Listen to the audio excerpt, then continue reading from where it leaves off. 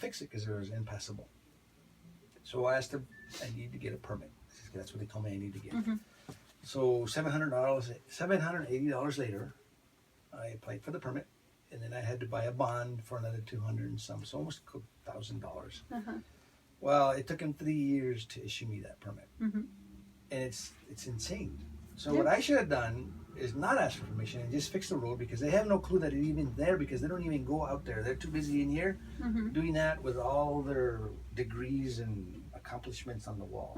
So they're busy in San Francisco, or they're busy in Houston going to seminars, and but they're not doing their job, which they were hired to, is to maintain the forest and take care of it, right? So they gave me a lot of guff about it, so I ended up just fixing it because I had a timeline we were having a family reunion up there, and I needed to get vehicles up there and people up there. And I think they issued it to me about a month after I fixed the road. So I was just fixing it and doing it. But they knew I was doing it, so they were kind of checking up on it once in a while, right? So they didn't like the idea, except so they wanted to fine me $11,000. Of course. And I go, no, we're not going to do it. Let's go to court. And you know what? They just melt away because they don't want to go to court. Takes their time. Well, not only that, they know they have no leg to stand on. No. Because all those regulations are done by someone here on a computer, and it's not Congress. And that's one of the big things I will change. It is Congress that should pass law, period. Yep. Not a bureaucrat in San Francisco in the ivory tower and saying, well, I think this is good for northern New Mexico. They have no clue. Probably never even been here. Nope. It has, again, back to the locals. It needs to go back to the locals. So that's the one thing I dealt with and stuff, and now it's kind of settled, and they're really going to hate me when I go to Congress, because I'll be visiting them once every month or so and just say, hey, what's going on? How you guys doing? Because they do not like that. And I'm sure they're going to try to buck the system and say, well, he can do it. Well, their bosses go, well, he can. He's your boss.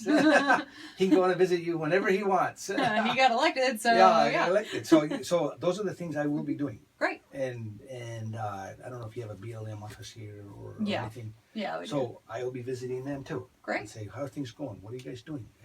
And when you do those things, you put pressure on them, right?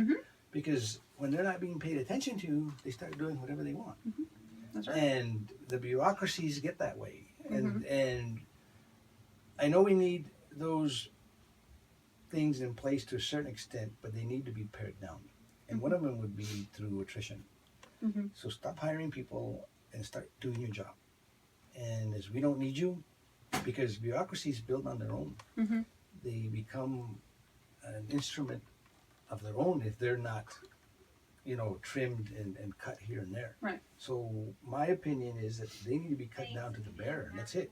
It's not a job creation opportunity government, because we're broke. It keeps coming back to that, huh? It keeps coming back to the same cycle. As that we're broke, so we can't keep hiring all these people because we don't have the money. Right. So all those things need to be stopped. And what it is at the end of the day, it's progressive liberals want to just control every aspect of our life, and it's none of their effing business. It's not. I mean, we like I said, freedom, but we have to be diligent about it. And as Ben Franklin says, you have to work at it every day, because it's fleeting if you don't keep, doing what's right and demanding your freedom and making sure it's done right. Right. So we need to pay attention. I will be one of the ones that will be one of the sentinels and the guard to make sure that it's done right. And if it's not, I will speak up and say so. Good. And do it loudly, and they will hate me too. That's why they don't like Trump. A lot of things he says are kind of a little crazy, but there's a lot of truth through those. Oh, yeah. There's some veins that run through that and stuff. Well, there's a lot of people up in Congress that don't like Cruz either. Well, that too. Cruz is my favorite. I love Cruz. Yeah. Yeah, I voted for him in Texas. Oh, did you? Right. When he was running for Senate in Texas, he came around to Houston and Dallas and all them, and I went to one of the meetings and was like, okay, yep, I like this guy.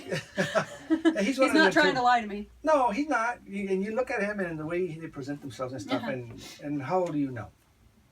It's